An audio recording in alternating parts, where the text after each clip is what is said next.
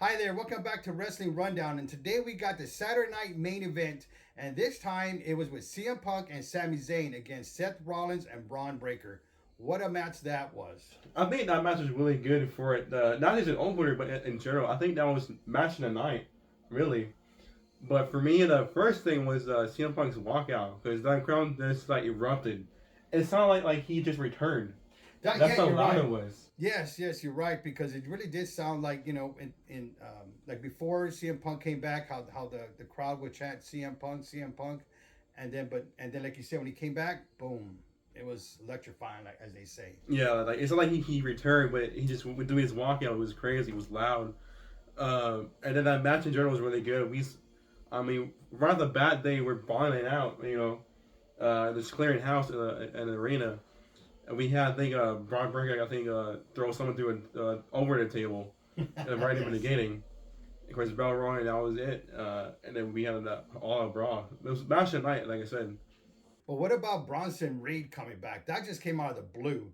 I saw that. I'm like, what? He's back, and he went after who? He went after Jey, I think it was the one. No, he came after CM Punk first. CM Punk, yeah. Yeah, he speared him or whatever he did, the Bron Breakker shit, whatever. Not Bron Breakker. Bronson Reed just came back and just dominated right there. But then he came in face with Seth Rollins and Bron Breakker, and Bron Breakker stepped up to him. He did, because they're not, they never were friends. They were always allies.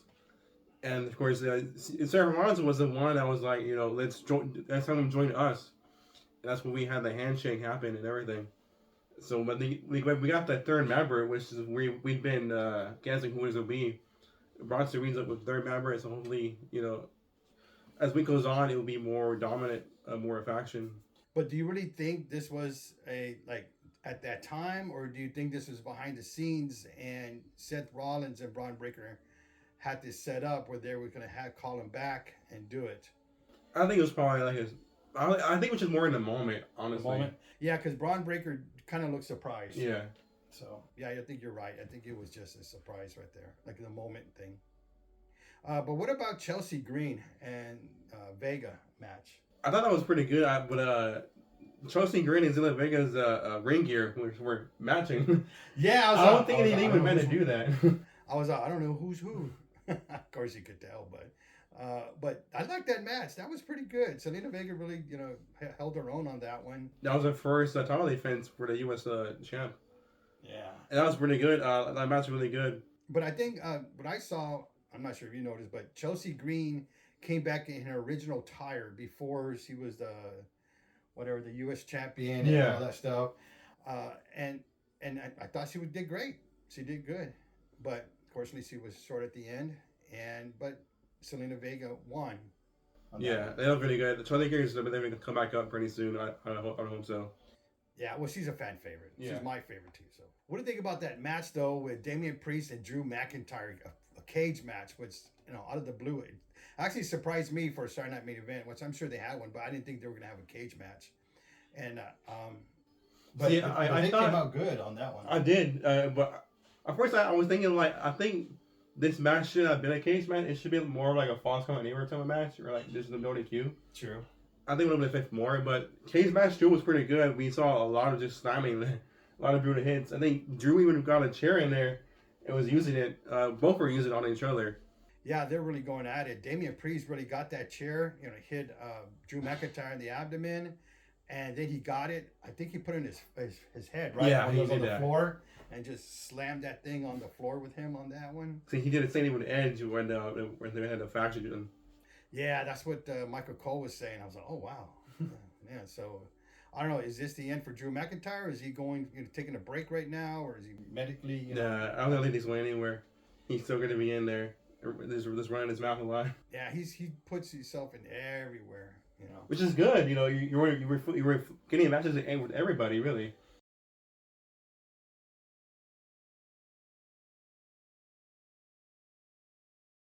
I know. It was funny because, I guess either Jesse didn't know the rules of the match, but, even before, because he said how the ref's only job is to do a count out. And goes there's no count out. There's no count out in the thing.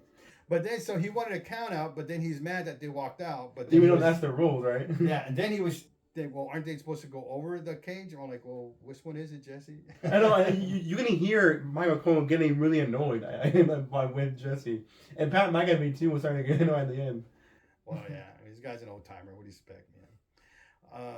But the match overall was good. I think Damian Priest held his own. He was getting a little knot or something in his left eye. I think left. Yeah, I saw that too. With something in his eye, was starting getting red.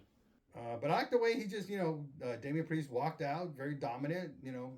Took his time walking out, then finally stepped out. And as soon as he stepped, the bell rang, and I think he held his own. I think he was good. Yeah. But what about Drew McIntyre again? Another loss. Well, he's actually been winning a few matches, but he's still losing them. Yeah. But I think hopefully something changes soon. Then we saw. Well, I'm not sure in the order, but I know we saw John Cena with R-Truth, or was it Ron Cena coming out? And I thought that was hilarious. Yeah, that was really good, because I think R-Truth had that promo coming on John Cena where he's do everything he has to do to beat that out of him. And like I said, that walkout was hilarious. Doing everything that John Cena does, his walkout, his poses and everything. Because John Cena came out and then his music was on still. I'm like, why is his music? I know, you're like, why is his music on? I'm like, what the hell? And then he comes out. I'm like, of course, R-Truth would say that. Would do that. Hey, but at least I know what the R stands for now. Yeah. And R-Truth is Ron. Yeah, because it's Ron Killings. Wow. I wonder if his legal name is Ronald. Maybe. Probably. That'd be weird, but I thought R-Truth did good in the beginning. Of course, John Cena got the win, but no, Ron Cena even did John Cena's signature, with the fight knuckle shuffle, and he did his finisher with a slam. Oh, and when he came out and he was doing his whatever, what do you call that? Yeah, he came out like that with John Cena like that. I thought that was hilarious. He did a good job on that. He really practiced on that one. Then we got the main event of the Saturday Night main event, and that was with Jey Uso. Which was Logan Paul. Which, Logan Paul is, overall, he's actually a good wrestler. Really, he knows how to do his moves, know how to make moments. I think we saw in this match also. Doing Logan Paul, his big moves. But Jey Uso was on top of the game. A good match, I think, I would say. Yeah, I know Logan Paul was getting frustrated because he wanted like a 1, 2, 3, like a fast 1, 2, 3. Yeah. He was getting upset with that. Like, 1, 2, 3, come on. Like, no, he did it right. He did it right. But then, Jey Uso was dominating too. But then at the end, it looked like Logan Paul was going to do a count out, like he was going to win the match. Well, it was just the first one, it was a 1. It wasn't a 1, 2, 3. So when he did 1, that's when John Cena pulled out the referee, right? Yeah. Yeah, so we don't know if it was a 1, 2, it could have been, not too sure he was going to count him out. And then who the hell? It was John Cena. Like crazy. Like, what the heck are you doing here? He's trying to ruin wrestling. Yeah. But Logan Paul was stunned to the side, like, well, what's going on? Like I don't know if should I get in it or not, but he was just to the side, like, okay, let John Cena do his stuff. But then we had the return. We haven't seen in a while. Cody Rhodes come out. We haven't seen Cody in a minute. He came back, was dominating, and then now we have this match with John Cena, Logan Paul versus Cody Rhodes and Jey Uso. The two champions. Not sure how this happened, but we have it. I was actually pretty happy that Cody Rhodes came back, and of all places, Saturday Night main event. Yeah. And like both champions were there. Cody Rhodes went to go help the. Well, I don't know if he helped him or he was just really trying to get his hands on John Cena again. But this match is now official now, so this is going to have a Money in the Bank. So I'm very curious how this will play out. Well, I actually like this match. Yeah. So I just don't know about John Cena and Logan Paul teaming up. I'm not sure how that's going to go. Yeah, I'm very curious how this is going to play out. Because John Cena was making fun of the influencer, and now he's in team up with a YouTuber. So and this is also on YouTube. So are we YouTubers? I guess so. Yeah. But yeah, I'm curious to see what happens. I'm pretty excited about that match.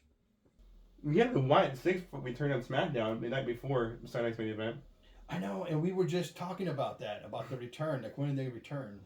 And the return was like when the lights go, we're like, oh, it's finally happening. And of course they clear off the ring with the Street Profits. I think it was Motor City. I think also I think so. Or it was DIY, I think. DIY. But they started cleaning house, and then after the game we had the birthday cake for Bray Wyatt's birthday also, which is pretty nice. Oh, that was cool. Yeah, that was nice to have that back on there. And so hopefully, because before the Wyatt 6, we felt it dying out. Yes. It's starting to get old. Yes. But now it's like hopefully something changes because now they're back and we're kind of happy they're back. I know. I'm hoping it stays like this, and hopefully they're frequently, like every week, but not like at the end or something. Not like 2 minutes. Let's get some matches in there. Let's get a storyline brought up, and let's see the Wyatt 6 come in. Because if not, then just scrap it. Just scrap Wyatt 6. You're not going to do full force. Just get rid of it then. Yeah. We had some date changes with the WrestleMania next year. It was supposed to be held in New Orleans because The Rock made it a big deal. Yeah. He came on a SmackDown. But now that's crashed. They're going to put WrestleMania in Las Vegas for a second year in a row, which doesn't really make sense, to be honest with you. No. I get it from the standpoint of where, the company they're in was with UFC together. So, UFC has a lot of stake into the Las Vegas arenas. So I guess if WWE had for some reason they told them not to be there or they had to pull out, UFC was able to take care of them. That's what I'm thinking. Yeah. But now New Orleans is gaining Money in the Bank. But Money in the Bank is always held in July. But Money in the Bank in New Orleans will be held in August 29th, late August to September. Well, wait, when is SummerSlam? August, this year is August 2nd and 3rd. Wait, so it's after SummerSlam? Yeah. But Money in the Bank always is in July, but now they're pushing it further back in New Orleans. I know, that's what I'm saying. Like, it's after, SummerSlam. Yeah. Because the Money in the Bank can be open in a SummerSlam. Yeah, because we've seen EO cash in SummerSlam. Yeah, so that's going to be kind of off now. Yeah, you kind of see what's happening now. What's going on. Yeah, it's just kind of weird with this new date changes.